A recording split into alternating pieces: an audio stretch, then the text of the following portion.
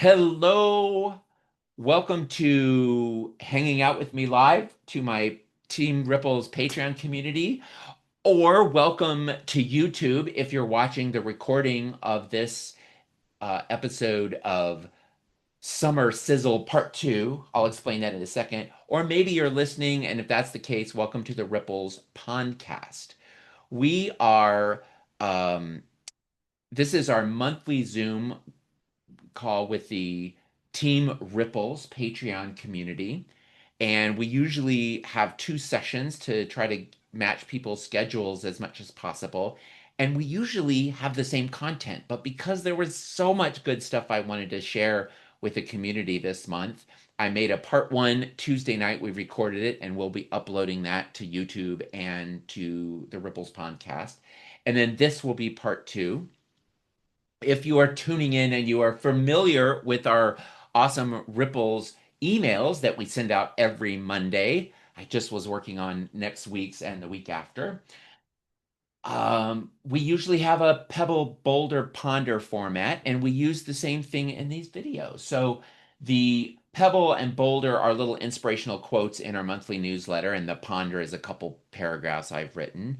In our Zoomy Zooms, the Pebble is a resource that I'm using in my work or in my life, and the Boulder is an activity that I'm using personally or professionally, and then the Ponder is the meat of our content. And we already did a couple here now breaths to get us centered and focused. So I think I'm going to dive right in. And I will tell people with this live, if at all possible, you're going to want to stick around because I have a very cool thing to share with you once we wrap up this recording.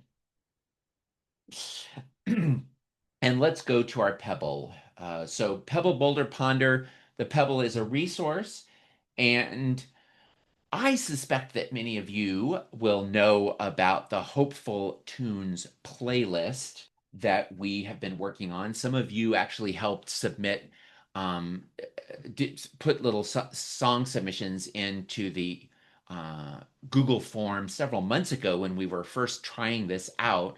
And 2 weeks ago in Ripples, I invited a whole bunch of folks to submit their favorite songs. And I'm very excited to share. Let me get over here to a bunch of links that I can share. Where did I put those songs? Pausing for awkward silence. Oh, here they are. So I'm going to put a whole bunch of links in the chat window right now, and I will tell folks who are listening to the recording or watching the video that you should be able to see all of these links in the show notes or the video notes. And this playlist, which has something like 188 songs now, we've not only been able to upload to Pandora and Spotify, but somebody said, "Hey, could you put it on Apple Music?" And I said, "I don't have an Apple Music account, but here's the song list." And an hour later, she put it on Apple Music for us. So you can click on that link where it says Apple Music.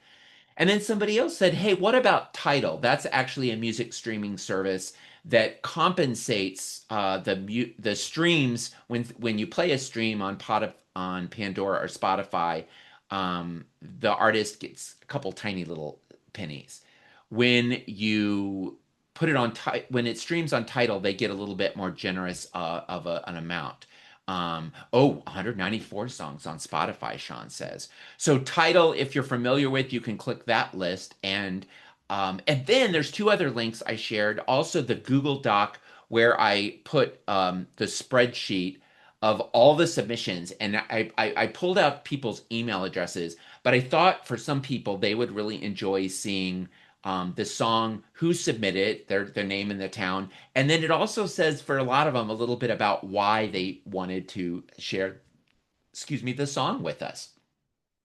And that ends up being really cool. I've been referring to that several times. I've fallen in love with a couple songs I'd never heard. There's one song, I'm blanking on the artist, called Jump Rope. And it's this song that just starts off, it's kind of like just a regular song and it's fine. But it's basically setting up that saying, life can be hard. And then when it gets to the chorus, it says, up, down, life is like a jump rope, up, down. And then the second time the the chorus plays, there's like a cool little thing, some more voices come in, and I it's just adorable. It's fabulous, and I highly recommend if you haven't found it yet. Love it. And we're going to keep the form open. Some people are reading the issue late or finding songs and wanting to add songs. And me and a couple volunteers are keeping our eye on the submissions, and we will be adding the songs as they come in. So enjoy Hopeful Tunes. Our boulder um, came to me by way of the waiting area outside my doctor's office. Several months ago, I noticed that they had this different rotating slides on the TV screens in my doctor's office in the waiting area. And it turned out they had subscribed to this, I guess, content that specifically, because of course this exists, a a subscription service for doctors' offices that they can have this content that is like positive. They had a bunch of inspirational quotes. So I kept taking pictures of the screens because they had cool quotes up there. But then they had factoids about mental health and well-being, all this other cool stuff too. And where did that my links did not update.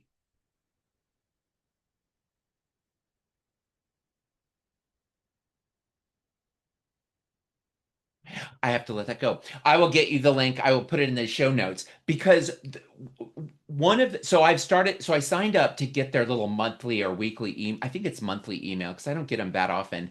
That they send out these little things and they have this incredible calm, connected. Oh, here they are. Yes, I found them. It has a little curriculum that you can take about calm, connected, and kind that actually takes you through little lessons. And a lot of it is body-based, physical-based, very gentle exercises. And the one that I wanted to highlight as our resource today has, let's go ahead and link it, is called Body-Based Calming Activities. And if you click on the link, you'll see it just has a whole bunch of activities that are, most of them aren't like brand new, shocking, but it's a nice little collection of things to do that are calming. I will tell you, if you scroll down to about halfway, about ear massage, I was like, okay, what? And it was like, oh, it turns out that massaging your ears, um, I ended up watching the if at the bottom of it it says ear massage guided video 6 minutes long, and I was like, yes please. And so I watched this video, and this woman takes you through um starting with your lobes and massaging the different parts of the ear. And it turned out she was using bigger words than I can remember. Fascia.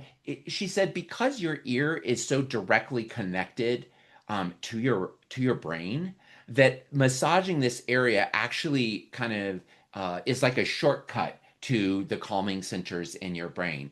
And she was talking about the power of when you actually switch, which um, grabbing the opposite ear of your hands like this does something slightly different. Completely fascinating and fun and different. And I think calming too. Like I was definitely in a better mood. I can't remember now if I would say I was calmer, but I was totally like fascinated by it. So I recommend highly Envision Kindness, the whole curriculum I have looked through, and it has all kinds of practical little tips. So that's our boulder. And I liked it that ear. For some reason it's making me think of Pee-wee's Big Adventure. I think because at one point he has a large ear on. Anyway, surely that's not relevant to this session. Hey, it's time for our ponder. And I have gone ahead and put up, if you're watching the video with me or if you're watching live, I put up a list of the 5 tips, or 5 items that we're going to explore today. And so you can follow along. I will be putting links. I will be putting links in the thing. Let me grab my first one. The first one is called 20 Short Rules for Better Days at Work. And to remind you that the when I go through content, as I'm emails I subscribe to, things that people forward me, Ripplers a lot of time in response to Ripples will say, "Hey, I saw this article and think of you." And when I try to look at all the resources that come my way, and when I see something and I'm like, "Oh gosh, this is fascinating." I try to just put it into a single Apple Notes document that I call snippets and ideas. And it's not very well organized. It's chronological. I put new entries at the top.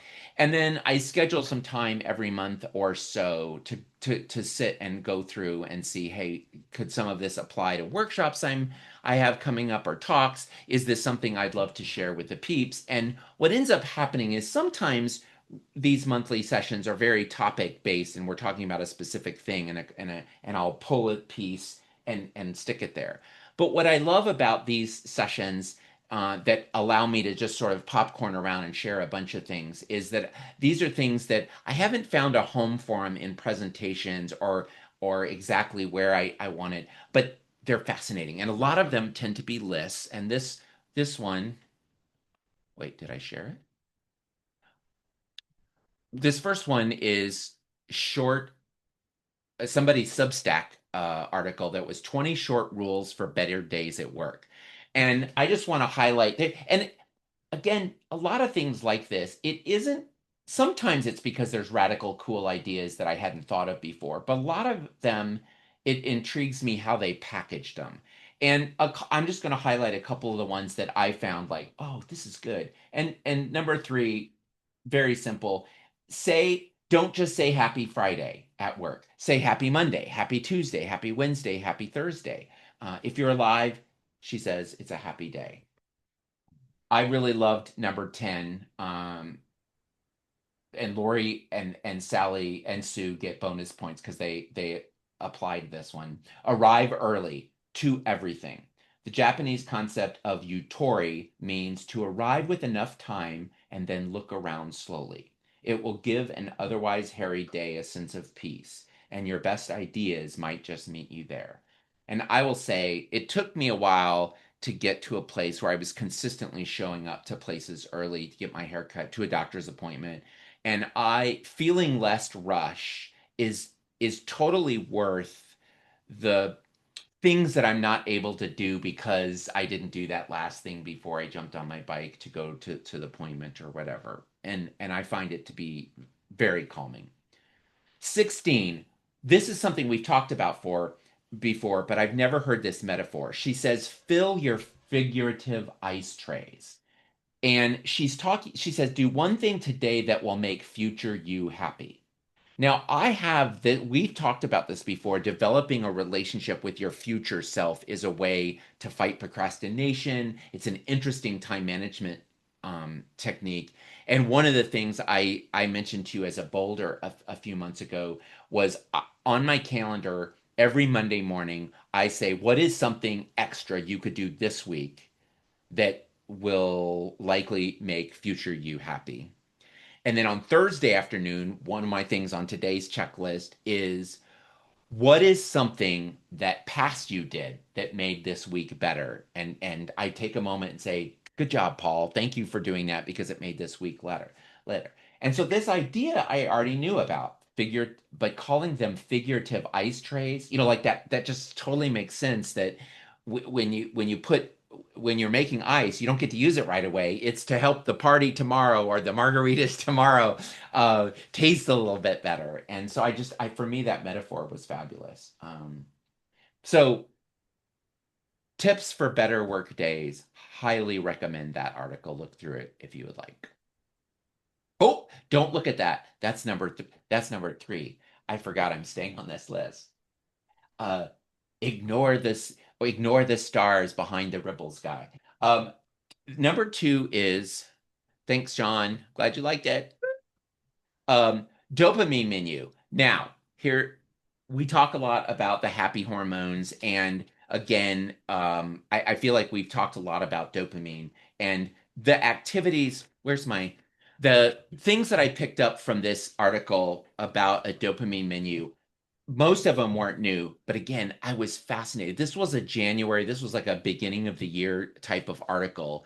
And what they talked, if you don't know, dopamine, the feel good hormone, but one of the things that makes dopamine so valuable to us is that it serves to motivate us to do things, and so it works differently than the other happy hormones in our body, in that it actually gets released in anticipation of something happening. So when we get addicted to dopamine from like hits from notifications on our phone or from video games, it can start to get out of control a little bit. But the idea with how dopamine works is that it gets released when you're getting excited to do something. And what the person writing this article decided to do to sort of welcome the new year was to create what they called a dopamine menu. And so if you think like a menu, they reached out to a whole bunch of people, some of them famous, and said, what are things you do that help, release dopamine? What are little dopamine releaser activities you do? And she categorized them the way you would categorize a menu. So she put starters, things that take little time and little time and effort to pull off. And then more substantial main menu items were the more substantive dopamine releasers. And then she had sides that were little small and simple things, and then desserts, really indulgent things that you could enjoy. And just a couple things, very simple. An example of one of the starters, a kindness kick. When I'm having a tough day, Laurie Santos wrote, I like to commit to compliments, telling a stranger I like their bag or shoes, or giving a coworker a shout out for doing something great. Just saying, what's a couple compliments that I can go to start off my day.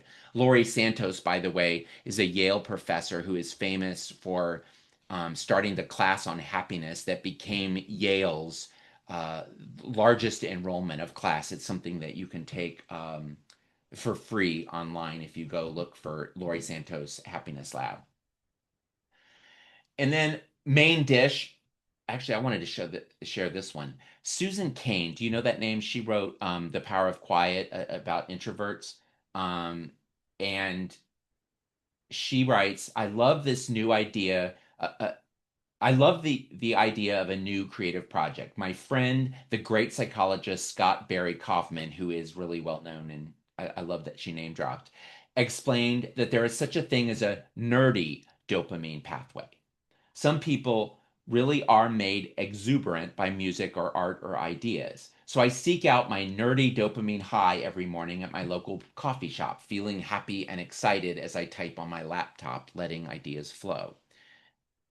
And the one of the little dessert was cuddling. Somebody wrote, cuddling with my 11-year-old is a great way to end the day. And again, I don't know that the list has necessarily ideas that are shocking that you wouldn't have thought of, but I really liked the presentation of it and the thought of creating uh, a dopamine menu. I've been using the idea of snacks, exercise snacks, mental health snacks. I find that metaphor really kind of makes it more fun to think about, hey, what are these little things I can do for my physical health or for my emotional health? And food, it rocks.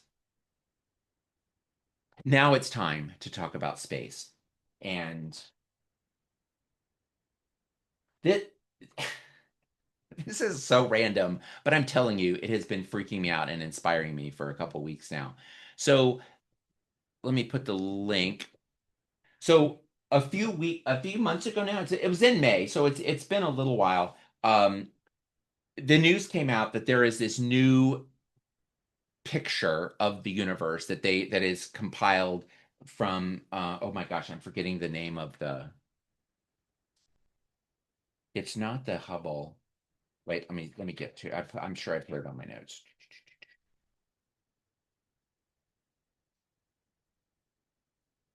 Oh no, I didn't write it down. So this new fantastic fancy super camera, super observatory takes this picture, it comes out, and what some of the statistics about this image that, by the way, if you go on the link, you can follow through and you can go play with this giant image and zoom on it. And this is how big the image is. So in 2004, the Hubble ultra deep field image came out, and at the time it blew all everything away, and it took pictures of 3,000. Am I getting that number right? No, it had 10,000 galaxies in it, the old photo. And to put this picture to scale, if that picture that had 10,000 galaxies in it were the size of an 8.5 by 11 piece of paper, like if you printed out that picture and put it on a sheet of paper, this image is 13 feet by 13 feet.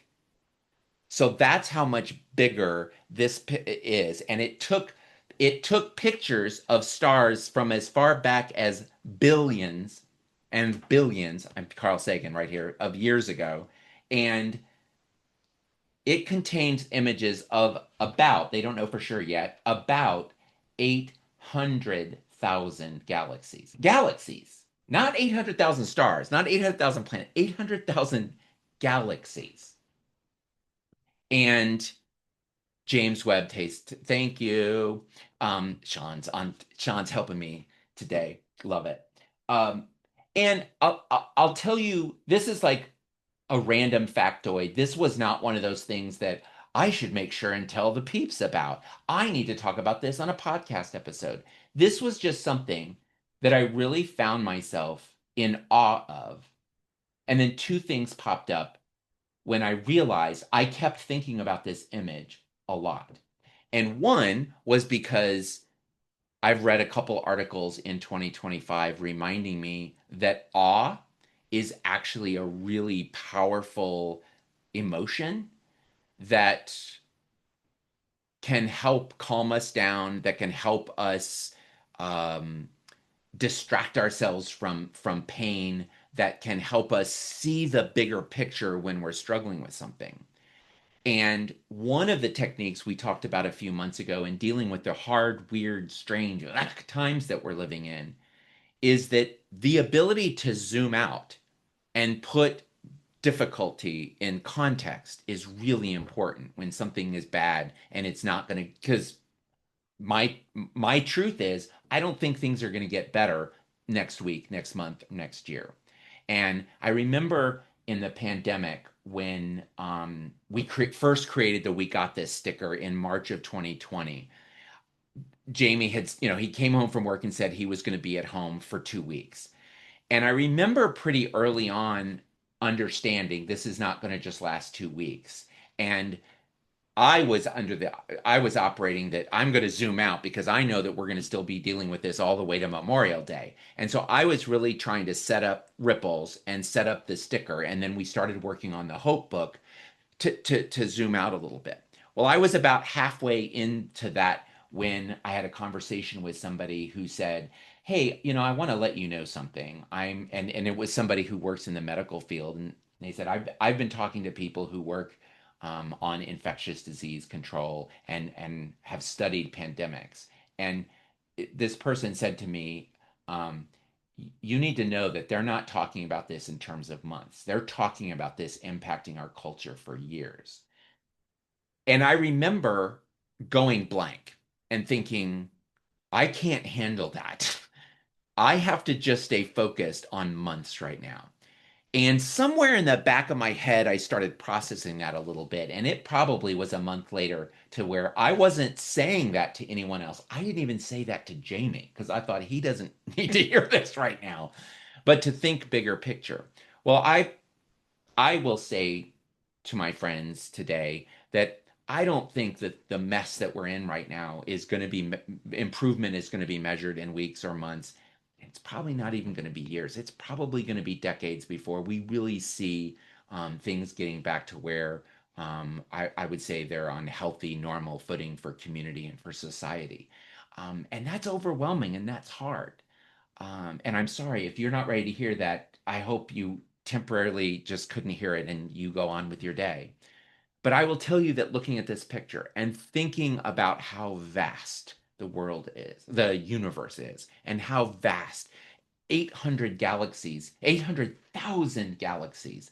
Um, it's changed my meditation. And when I think about inhaling peace and exhaling love out into the neighborhood, into the community, into the city, into the state, into the country, and to the planet, and I was doing out into the solar system, and I was doing the Milky Way galaxy. And then now when I get to the universe and sending, breathing in peace and sending out peace into the universe, I get caught up in the awe of just thinking how massive it would be to send love out to 800,000 galaxies. And then, just so we know that probably in a decade, there's going to be the next picture that's going to make this 13-foot by 13-foot picture be one little tiny piece of the next picture. And we'll be talking about millions of galaxies.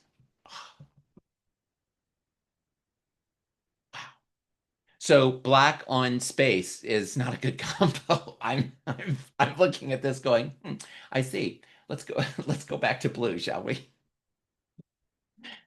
Oh, Carl Sagan, I miss him. Two more things before we wind up this episode. Mm. These last two came from scientific journals, nuh-uh, Facebook Reels, but they both are really powerful resources, and I have been using them and I've been thinking about them a lot. Number four is called the scene method of healing relationship triggers. And I will tell you, this woman, I did not capture her name. She has, I'm about to paste her reel, and she identifies herself as the in creator of the scene method. And this is a simple little acronym that I find to be really powerful.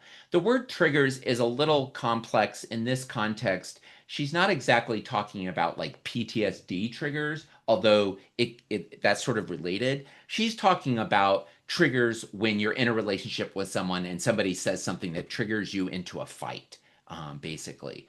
And she talks through this, and I will warn you right now, she has when she's I've watched some of her other videos, and she's really got good stuff. In this particular video, she's really excited about this model. And so she comes off as almost manic.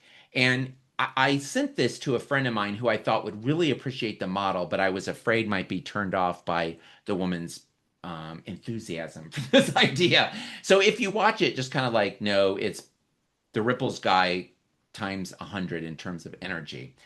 Uh, but she says that when you find yourself in a situation where your partner is triggered and they're yelling at you, or when you're going off the rails about something, as soon as possible, to pause and use the scene method and ask, the S is to ask, what am I scared of right now? Because something, fear has to be underneath some of this. And whatever it is, just blurt it out and let's set it aside. No judgment. Just get it out on the table. And then what am I embarrassed about? Because maybe it's that I've got myself in a situation where shame is involved, and it's causing me to go into a protective mode. And then the third one is, what was I expecting? What was there an expectation? Maybe it was an unspoken expectation. Maybe it was something that we never actually discussed or agreed upon, but somehow I had an expectation that something else was going to be happening now. And so when you said that, when you did this, it's causing me to blow up. And by identifying, oh, I had an expectation here, and maybe it was an expectation that both parties agreed to, and it didn't appear to happen. So let's maybe talk about it in a calmer state. And then the final question that might help you uncover what's going on in this trigger is, what is my unmet need? And I think you might remember that a few months ago, the a resource that I shared was a classification of feelings. Instead of it being on the feeling wheel, and instead of it being framed in terms of positive emotions and negative emotions, which unfortunately a lot of emotions research still uses the language of positive and negative emotions, because when you're trying to replicate research, when you're trying to build past research and use instruments that measure or that ask people about their feelings. We just, for so many years, decades, we've been talking about emotions as positive and negative. But there was this new approach that I had not seen before that described them in terms of feelings associated with met needs and feelings associated with unmet needs. And I just really resonate with that. And this idea is there an unmet need here that might be causing upset, causing me to get triggered and initiate a fight or respond in harsh words that's escalating something in a relationship? And I added in the stuff I just pasted here, I added, we don't uncover triggers to avoid them. We uncover triggers to heal them. And I really liked this. It was sort of a sub point of her video, is that when you find something that often triggers, the idea isn't let's dance around this, let's avoid this topic, or let's avoid this from happening. It's let's dive in, because if we can heal this, then the next time it happens, the upset isn't going to look the same. It's not going to be the same. There's not going to be as much upset. I really liked that a lot. Oops. And finally, the birthing doula's advice for hard times. Oh, excuse me while I sip my. Oh, I'm not sipping a Diet Dew. I'm sipping organic water that is from a spring. Water is healthy. Yes, it is. But you know what? This tastes better. Mm. I started getting a little headache that I thought was going to be a MIG. I'm not going to say the whole word because I was afraid I might manifest it. So I took my headache pills and I treated myself to afternoon caffeine that I was pretty sure would limit the chance that it turned into a MIG dot dot dot. Um, and so far it's working. Again, random Facebook reel pops up. And if you're not familiar with Facebook Reels, there many of them are the same thing as Instagram videos. They are swapping back and forth these days. Um, this woman talks. She starts the video by saying, "If you're saying I can't handle this," and she was talking about all the stuff that is going on in the world right now. She says, "I need to tell you something," and she proceeds to talk. She identifies herself as a birthing doula, and that she's uh certified in all these techniques, and she talks about the training they go through, and she talks about the three stages of giving birth. um that's basically preparation, active, and then the I forgot the third stage when the placenta is delivered. And she said that the first part, the preparation phase, has three different stages, and the last stage is called transition, when you're going from getting ready to have a baby to here comes the baby.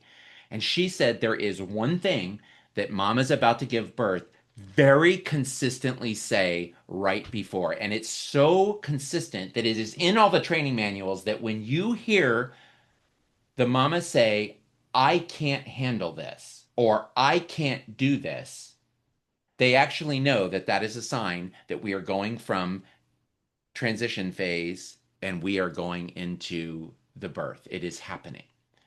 And she said we should apply that to what's going on right now. And when we say, I can't handle this, I can't do this, can't figure out how this is going to go, it's actually a sign that it's going to be hard. There's going to be a lot of tears. We've got to push through it. What was her advice? I wrote down something. I didn't write it down right here. She said, she was like, push, cry, scream, grab someone's hand, do all the things that they tell a mama that's about to give birth, and just know that I can't do this is not only not accurate, it is actually a sign that you're doing it, and that here it comes, and here we go. And let me go ahead and hit return, since I get good at pasting, and then I get so excited. I guess some part of me doesn't want you to go watch it instead of listening to me. That's probably it. So that's my summer sizzle. these seven things, Pebble, Boulder, and five ponders for you are things that I've been collecting over the past, actually since almost the beginning of the year. Some of them go back to January. And I have seven other things that I shared with the Tuesday night crew. So if you're watching this live, or if you're watching the video or listening to the audio, I want you to know that there's a part one. This I'm going to post this as part two of Summer Sizzle, and part one is out there for more. And it's time for me to turn off the recording so that I can share some updates with the Patreon community. So if you're watching, if you're listening, I want you to just know I appreciate so much that you are listening or watching to this. And as somebody who is such a diehard extrovert, it is it has helped me to take this long list of ideas that I've picked up and to process them with you, to talk about them out loud, for me to understand them better and to figure out how I'm going to use them in my work and in my life. So thank you for listening. Thank you for watching. Um, Come find me, Ripple's Guy, on Patreon if you'd like to join these live in the future.